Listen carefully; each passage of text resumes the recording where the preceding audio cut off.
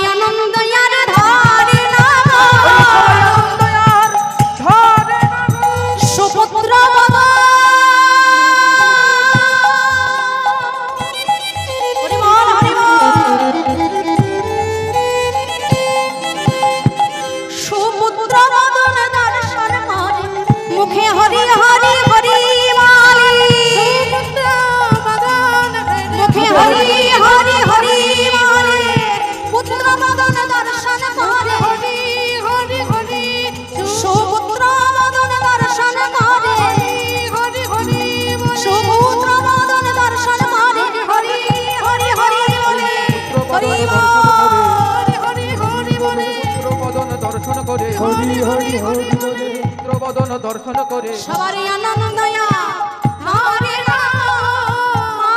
নাম দুর্গা পিতা কৃষ্ণ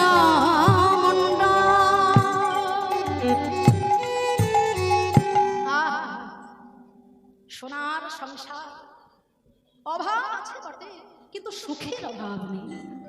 এত দারিদ্রতার সংসারেও একসঙ্গে তারা দুইজন স্বামী স্ত্রী, ঘরে বাইরে যদি হওয়া যায় এক মন, তবেই তো হয় গোবিন্দ ভজন। হ্যাঁ, গোবিন্দ ভজন কি এমনি এমনি হয়? ঘরে বাইরে যদি এক মন হওয়া যায় তবেই তো গোবিন্দ ভজন হয়। স্ত্রী কৃষ্ণ ভজন করে, হরি ভজন করে, কিন্তু কোনো প্রকারের স্বামীকে ভজনের পথে আনতে পারছে না। আবার স্বামী ভজন করে, হরি কথা বলেন, হরি চিন্তা করেন, কিন্তু স্ত্রীকে কোনো মতে ওই পথে আনা যাচ্ছে না, তবে তো একসঙ্গে ভজন পূজন হবে না। পাড়া প্রতিবেশীগণ জিজ্ঞাসা করছে, হ্যাঁ রে তুরিকা, বল না রে, তুই কি এমন ভজনা করেছিস, কি এমন সাধনা করেছিস, যে ভজনের ফলে, যে সাধনের ফলে এত সুন্দর একটি সোনার টুকরো সন্তানের জন্ম দিয়েছিস? সুসন্তান কি সবার ভাগ্যে হয় গো? হ্যাঁ, সুসন্তান সবার ভাগ্যে হয় না।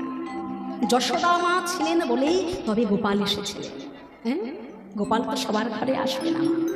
গোপাল কি সবার ঘরে আসবে? শচী দেবীর মতো মা ছিলেন, সেই জন্য চৈতন্য মহাপ্রভু জন্মগ্রহণ করেছেন। আজকে কোথায় সেই সন্তান? মায়েরা জেনে রাখুন, এই যে মায়েরা নিজেদের মধ্যে এত কথা বললে 3 ঘন্টা সময় পার হয়ে যাবে, আর আপনারা বাড়ি ফিরে গিয়ে আমাকেই গালমন্দ করবেন। হ্যাঁ, কলকাতা থেকে কি একজন এলো, 3 ঘন্টা কি যে উত্তর পিন্ডি পুতোর ধারে দিল, আমরা কিছুই বুঝতে পারলাম না। বুঝতে গেলে কিন্তু মন দিয়ে শুনতে হবে, মন দিয়ে না শুনলে কিছু বুঝতে পারবেন না। একজন নারী যখন তিনি গর্ভবতী, যখন তিনি সন্তান ধারণ করেছেন, তখন কিন্তু তার কিছু নিয়ম থাকে। বেড রেস্ট মানে খাটের উপরে পা তুলে সারাদিন টিভি সিরিয়াল আর অখাদ্য খাদ্য খাবার খাওয়া, আর মনে ভাবছে সন্তান আমার একেবারে ভক্ত প্রহ্লাদ হবে। হ্যাঁ, হবে। তার জন্য মাকে কিছু করতে হয়। ভক্তিমতী মা ছিলেন, তবে তো ভক্ত ধ্রুব, ভক্ত প্রহ্লাদের জন্মগ্রহণ হয়েছে। মাকে হতে হয় ভক্তি। একজন নারী যখন গর্ভবতী থাকে, তখন তার অনেক কিছু নিয়ম থাকে। প্রত্যেক দিন তুলসী তলায় এসে তুলসী দেবীর কাছে জল অর্পণ করতে হয়। তবে তুলসী দেবীকে জল অর্পণ করবেন, ভেজা কাপড়ে জল দেবেন না, কারণ আপনার ওই ভেজা কাপড়ের জল যদি তুলসী দেবীর অঙ্গে লেগে যায়, তাতে কিন্তু আপনার অপরাধ হয়ে যাবে। তুলসী দেবীর শ্রীঅঙ্গে যখন আপনি গঙ্গা জল দেবেন, তুলসী দেবীকে ভক্তিপূর্ণভাবে প্রণাম জানিয়ে তুলসী প্রণাম মন্ত্র আছে, তুলসী চয়ন মন্ত্র আছে। হ্যাঁ, এখন ইন্টারনেটের যুগে আমরা অনেক কিছুই শুনতে পাই, অনেক কিছুই দেখতে পাই। এই কদিন আগে শুনছিলাম ডালে কৃষ্ণ পাতায় হরি, সরে বসো কৃষ্ণ তুলসী তুলি। এগুলো কিন্তু স্বাস্থ্যসম্মত মন্ত্র নয়। কি বলেন? আপনারা সবই জানেন, আপনাদের কাছে নতুন করে বলার কিছু নেই। তাই যে মন্ত্র আপনারা বলবেন সবসময় জানতে হবে মন্ত্র কিন্তু সংস্কৃতেই হবে, এগুলো হলো ছড়া। হ্যাঁ, তা মন্ত্র যদি উচ্চারণ আপনারা না করতে পারেন, তুলসী দেবীর প্রণাম মন্ত্র যদি আপনারা উচ্চারণ না করতে পারেন, সবাই যদি মনে না থাকে, যদি মুখস্থ না, বৃন্দাবৈ তুলসী দেবৈ পিয়াবৈ কেশবশ্চা বিষ্ণু ভক্তিপদে দেবী সত্যবতী নমো নমঃ, সবার মুখস্থ নাও থাকতে পারে, আপনারা শুধুমাত্র হরে কৃষ্ণ মহামন্ত্র নাম বলুন ভক্তি সহকারে। হরে কৃষ্ণ কৃষ্ণ কৃষ্ণ হরে হরে, হরে রাম রাম রাম হরে।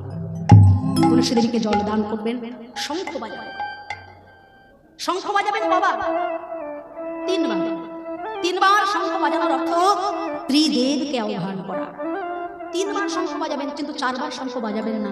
4 বার শঙ্খ বাজালে পরে ত্রিদেবের সঙ্গে কিন্তু আপনারা অশুভ শক্তিকেও ডেকে আনছেন। হ্যাঁ, তখন কিন্তু আর শুভ শক্তি এলো না, শুভ শক্তির সঙ্গে অশুভ শক্তিকে আহ্বান করা হয়ে গেল। তাই 3 বার শঙ্খ বাজাবেন।